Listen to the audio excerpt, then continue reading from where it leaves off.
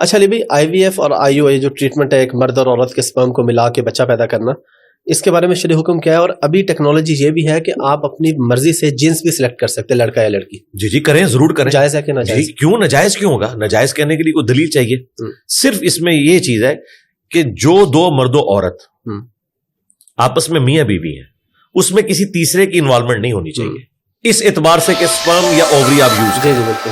تیسرے کی انوالومنٹ یہ ہو سکتی ہے کہ یہاں سے سپرم لیا، یہاں سے اووری، اور اس کو ملا کے کسی کنٹرول انوائرمنٹ میں رکھا، اور جب وہ میچور ہو جائے ایمبریو اور دوبارہ سے وہاں رکھ دیا، بالکل ٹھیک ہے، لیکن رکھنا ادھر ہی ہے. ٹھیک ہے، کسی تیسری عورت کا والا معاملہ نہ ہو تو پھر کوئی حرج نہیں ہے. یہ اللہ تعالیٰ نے آپ کو ٹیکنالوجی دی ہے، آپ اسے یوٹیلائز کریں. دیکھیں نبی الاسلام اس معاملے میں اتنے ٹالریٹ کرنے والے تھے کہ بخاری مسلم میں حدیث موجود ہے، نبی الاسلام نے فرمایا کہ شفا 3 چیزوں میں ہے، شہد کے اندر اور کپنگ کے اندر اور داغ لگوانے کے اندر. لیکن نبی الاسلام نے فرمایا میں تمہیں داغ لگانے سے منع کرتا ہوں. لیکن مسلم شریف میں 2 حدیثیں اوپر تلے کہ ایک صحابی کو جب تیر لگا ان کا خون نہیں رکتا تھا تو نبی الاسلام نے اپنے مبارک ہاتھوں سے داغ لگایا. یعنی وہ منع کرنا حرمت کے درجے میں نہیں تھا، پریفریبل تھا. وہ داغ یہ ہوتا ہے کہ وہ لوہے کی کوئی گرم کر کے نا سلاخ اس پہ لگائی جاتی ہے، وہاں سے گوشت روسٹ ہو جاتا ہے، پھر خون نکلنا بند ہو جاتا ہے. یہ جب چور کے بھی ہاتھ کاٹتے ہیں نا تو فوراً اسے گرم تیل میں ڈالا جاتا ہے، ادروائز تو اگر وہ خون نکلتا رہے تو وہ تو ڈیتھ ہو جائے گی اس کی، فوراً خون لاس ہو جائے گا. تو نبی صلی اللہ علیہ وسلم اتنا ٹالریٹ فرماتے تھے. مسلم شریف میں اوپر تلے 4 احادیث ہیں اور ان کے اوپر پتہ ہے ہیڈنگ کیا ہے؟ نبی الاسلام کی اطاعت کن کاموں میں واجب ہے اور کن میں واجب نہیں. اندازہ کریں، اتنی حیران کن یہ ہیڈنگ ہے چیپٹر کی. اس کے اندر آپ حدیثیں پڑھیں، 4 حدیثیں ہیں. نبی الاسلام کے مبارک زمانے میں نر اور مادہ کے کھجور کا ملاپ کروایا جاتا تھا اچھی فصل لینے کے لیے. نبی الاسلام وہاں سے گزرے، آپ نے فرمایا یہ کیوں کرتے ہیں؟ ان کا اچھی فصل کے لیے.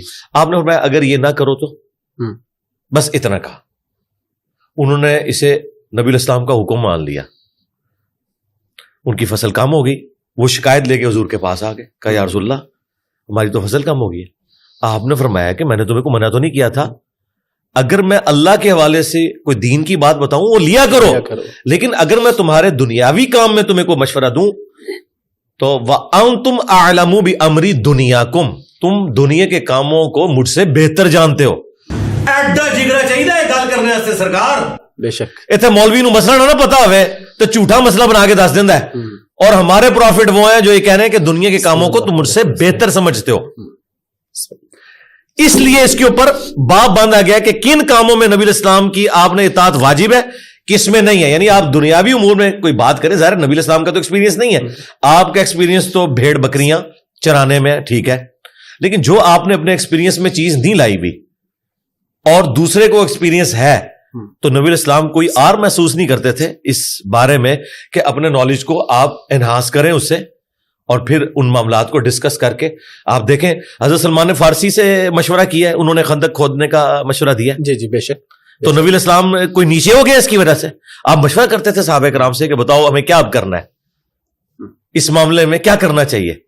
تو لیڈر وہ ہوتا ہے جو اپنی لیڈرشپ کو سائڈ پہ رکھتے ہوئے ان معاملات میں اپنے ساتھیوں کو ساتھ لے کے چلے. اور قرآن میں ہے نبی الاسلام کو اللہ تعالیٰ نے حکم دیا، غزوہ احد کے موقع پر صحابہ کے غلط مشورے کی وجہ سے یہ فتح شکست میں بدلی تھی. نبی الاسلام کی مرضی نہیں تھی کہ مدینے سے نکل کے دفاع کیا جائے، لیکن وہ پرجوش تھے، انہوں نے کہا ٹھیک ہے اکثریت کی رائے ہے یہ. اس کے باوجود پلس وہ جو 50 تیر اندازوں کو بخاری میں آتا ہے، نبی الاسلام فرمایا تھا کہ چیل کوے ہمارا گوشت بھی اٹھائے نا، تم نے نہیں یہ درہ چھوڑنا. اس سے زیادہ کوئی سمجھا سکتا تھا، لیکن پھر بھی انہوں نے درہ چھوڑ دیا. 15 رہ گئے، 35 نے چھوڑ دیا. اور وہ خالد بن ولید نے پیچھے سے آگے حملہ کیا، حضور کے بھی داں شہید ہو گئے، آپ کی شہادت کی خبر مشہور ہو گئی. کتنا غصہ ہوگا نبی الاسلام کو کہ ایک فتح شکست میں بدل گئی. قرآن میں اللہ تعالیٰ نے 60 آیات میں سرزنش کی صحابہ کرام کی، پھر معاف کیا، اور پھر نبی الاسلام کو کہا کہ آپ اگر تند مزاج ہوتے نا تو یہ ساتھی آپ سے کب سے الگ ہو جاتے. یہ آپ کی نرمی ہے اور یہ اللہ کا فضل ہے کہ آپ نرم ہیں اپنے ساتھیوں کے حق میں. اللہ نے اسے اپنی طرف منسوب کیا. اچھا، اور پھر فرمایا کہ آندہ بھی انہیں مشورے میں شامل رکھنا ہے. ہائے ہائے ہائے ہائے اللہ. یعنی مشورے کی کاسٹ ادا کی ہے پروفٹ نے, لیکن حضور کو کہا جائے یہ نہ ہو کہ آندھا آپ یہ کہیں کہ یار تھوڑی گل پہلے بھی کام پہ آ سی ہوں میں تمہیں بیچ نہیں پاڑا, نہیں, ان کو شامل رکھنا ہے. امرہم شورا بینہم بھی ہے سورہ شورا کے اندر. تو ایک بڑی نارمل لائف, نبی علیہ السلام کی کامیابی ہے ہی ہے کہ آپ نے بڑی نارمل لائف گزاری ہے, اور آپ کے ساتھی بھی آپ کے بعد وہ نارمل لائف جب تک گزارتے رہے ہیں تو اسلام اور مسلمانوں کا گراف اوپر گیا. جب انہوں نے پروفٹ کا راستہ چھوڑا ہے تو اسلام کا گراف نیچے آیا. مسلمانوں کا گراف بے شک اوپر جاتا رہے, اسے کوئی فرق نہیں پڑتا, اسلام کا گراف پھر نیچے آ گیا خلفائے راشدین کے بعد. تو اس میں یہ تو آپ نے ڈیٹیل سے بتا دیا, تو جنس چوز کرنا بھی بالکل ٹھیک ہے. جی ٹھیک ہے, کر سکتے ہیں, آپ کا رائٹ ہے, کیوں نہ کریں. ٹھیک ہے, دعا نہیں کرتے ہم, کرتے ہیں. اگر حضرت زکریا کے پاس کوئی آپشن ہوتا نا تو اسے اویل کرتے. انہوں نے بیٹا مانگا, اولاد یعقوب کا وارث, ٹیمپل آف سلیمان میں اسے وہاں پر ایک آج کے اعتبار سے سمجھ لیں کہ گدی نشین اس خانقاہ کا جہاں توحید کی وہ بات کرے. حضرت عیسیٰ ابن مریم کی تصدیق کرنے والے تھے وہ, تو بیٹا مانگ کے لیے نا, یہ آپ کا رائٹ ہے, آپ کریں. اللہ تعالیٰ نے آپ کو ریسورسز دیے ہیں تو ضرور کریں.